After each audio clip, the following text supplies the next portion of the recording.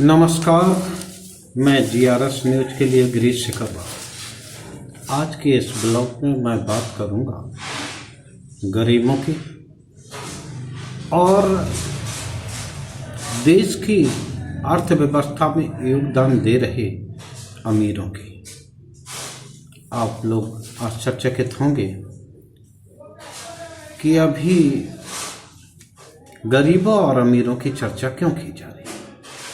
अधिकांश आप लोगों को ये बताया जाता होगा कि अमीर जो लोग हैं वो देश की अर्थव्यवस्था में बहुत योगदान करते हैं, लोगों को रोजगार देते हैं, जबकि गरीब देश के ऊपर बोझ हैं और वो केवल सरकारी मदद के आश्रय ही अपना जीवन यापन करते हैं। ये सही बात है कि कोरोना काल के दौरान जब सरकार ने लॉकडाउन लगाया तो निश्चित तौर पर जो गरीब और कमज़ोर वर्ग के लोग जो असंगठित क्षेत्र में काम कर रहे थे उनको बहुत ज़्यादा तकलीफ हुई और उनके रोजगार गए और घर में ही बंद होने के कारण उनको मजबूरन समाज सेवियों या आप यूँ कह लीजिए कि सरकार की कृपा पर ही जीवित है। कोरोना काल की ही एक रिपोर्ट ऑक्सफैम की survival of the richest report में दावा किया गया है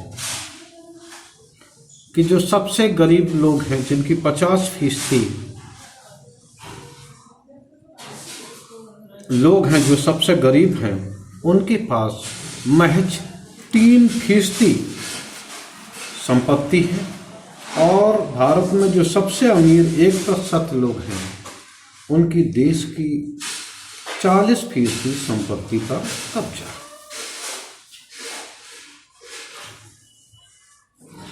अमीर जब कोरोना काल रहा सभी उद्योग लगभग बंद रहे, तमाम क्षेत्र ऐसे रहे, निर्माण के हों, सेवा क्षेत्र का हो या अन्य तरीके के क्षेत्र हों, सभी क्षेत्र नीचे गिरे। यहाँ तक कि देश की अर्थव्यवस्था भी करीब 23% गोता खा गई थी। केवल कृषि ऐसा एक क्षेत्र था जिसने कि देश की अर्थव्यवस्था को संभाला था और भरपूर उपज के माध्यम से लोगों का पेट भरने का काम किया था। एक जो रिपोर्ट का मैं जिक्र कर रहा था, ऑक्सफैम की रिपोर्ट में ये भी बताया गया है कि देश में कोरोना काल था, जब कोरोना नहीं आया था 2020 से पहले, तब देश में करोड़पतियों की संख्या 102 थी और जब आज हम आपसे 2022 के बाद यानी कि अभी जनवरी महीना 22 तक आप मान लीजिए, तो देश में करोड़पतियों की संख्या 166% हो गई। 166 लोग करोड़पति हो गए। ये बात समझ में नहीं आती, जबकि सब उद्योग धंधे बंद थे, तो उद्योगपति और वो की संख्या या करोड़पतियों की संख्या किस प्रकार बढ़ गई, ये भी एक सोचने वाली बात है। लोग ये भी कहते नहीं लगाते कि गरीब लोग देश पर बोझ हैं, वो कोई भी योगदान नहीं करते, जबकि आंकड़ों में ये दिखाया गया है कि सरकार ने 21-22 में 14.83 लाख करोड़ रुपए जीएसटी से कमाए। यह जीएसटी जो वसूली गई है इसका 64% हिस्सा 50% सबसे गरीब लोगों से आया जबकि अमीर जो 10% लोग हैं उन्होंने केवल 30% इस जीएसटी में योगदान किया। और 2018-19 में ग्रामीणों की कमाई शहरों से आधी रही।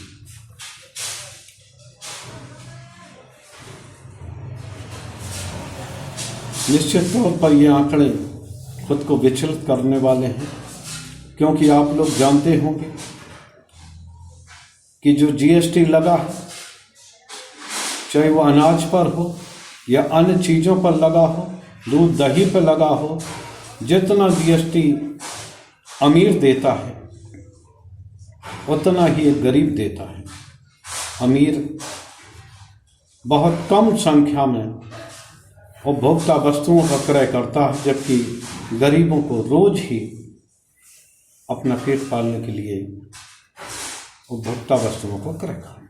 इसलिए ये कहना जो आंकड़े गवाह दे रहे हैं उससे ये कहना साफ हो गया है कि गरीबों का देश की अर्थव्यवस्था में कोई योगदान नहीं होता। अभी आपने देखा कि जो जीएसटी से 21-22 में 14,83,000 करोड़ रुपए जीएसटी के जरिए आए, उसमें 64% योगदान 50 सबसे गरीब लोगों ने किया। और जो अमीर माने जाते थे, जो 10% अमीर हैं, टॉप 10 अमीर कह सकते हैं, उन्होंने केवल देश की अर्थव्यवस्था में ये जो टैक्स आया है 3% का योगदान दिया। अब आप बताइए गरीबों की किस प्रकार से बेइज्जती की जाती है। रिपोर्ट में ये बताया गया है कि कोविड के दौरान अमीर और अमीर होते गए, जबकि गरीबों को भोजन जुटाना भी मुश्किल हो गया। उन्हें अमीरों से ज़्यादा दर पर टैक्स भी चुकाना पड़ रहा है। अमीरों की जो संपत्ति बढ़ी है इस दौरान वो 3,608 करोड़ रुपया प्रतिदिन की औसत से बढ़ी है। अब आप इन आंकड़े के लिहाज से समझ गए होंगे कि किस प्रकार कोई भी बोझ हो, चाहे महंगाई का बोझ हो या करों का बोझ हो, गरीब वर्ग पर ज़्यादा पड़ता है, उसके बाद मध्यम वर्ग उसके चपेट में आता है, जबकि उच्च वर्ग है जिसे हम करोड़पति या लखपति कह सकते हैं, उन लोगों पे ना के बराबर आता है। ये आपने इन आंकड़ों के माध्यम से जाना। तो निश्चित तौर पर भले ही सरकार दावा करती है, आज भी उनका दावा है कि हम प्रधानमंत्री गरीब कल्याण योजना के तहत, यानी कि देश के आबादी के 80% लोगों को निःशुल्क राशन दे रहे हैं। इसका मतलब ये हुआ कि वो जो गरीब हैं जिन्हें निःशुल्क राशन के सहारे अपना जीवन यापन करना पड़ रहा है, वो टोटली सरकार के ऊपर जिम्मेदार है, जबकि ऐसी बात नहीं है। क्योंकि आपने, चलो ठीक है, ये मैंने मान लिया कि सरकार राशन दे रही है, लेकिन अन्य जो वस्तुएं हैं, केवल राशन से तो पेट भरता है।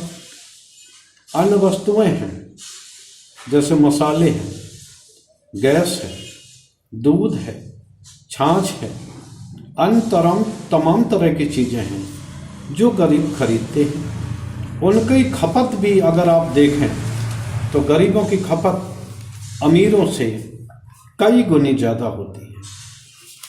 तो कई गुने जो ज़्यादा उपभोक्ता वस्तुओं का क्रय करेंगे, निश्चित तौर पर वो ज़्यादा से ज़्यादा रुपए खर्चेंगे ही। जितने रुपए ज़्यादा जो खर्चेंगे, निश्चित तौर पर सरकार के जो खजाने में है ज़्यादा राजस्व आएगा। इसलिए अब आवश्यकता इस बात की है कि गरीबों को हेय दृष्टि से देखना बंद होना चाहिए। अभी भारतीय जनता पार्टी के एक सांसद थे झारखंड के, निशिकांत दुबे, उन्होंने भी सदन में चर्चा के दौरान ये आरोप लगाया था कि सरकार 80 करोड़ लोगों को फ्री फंड का दे रही, फ्री फंड का नहीं दे रही, उनसे उनके गर्दन पर लात रखकर जबरदस्ती कर वसूला जा रहा है। वो भी जो सिलेंडर खरीदते हैं गरीब, पहली बात तो उनकी क्षमता नहीं होती, लेकिन जो खरीदते हैं तो उनको भी 1100 को मिलता है, और जो करोड़पति हैं, जो साधन संपन्न लोग हैं, वो भी करीब 1100 रुपए का ये सिलेंडर खरीदते हैं।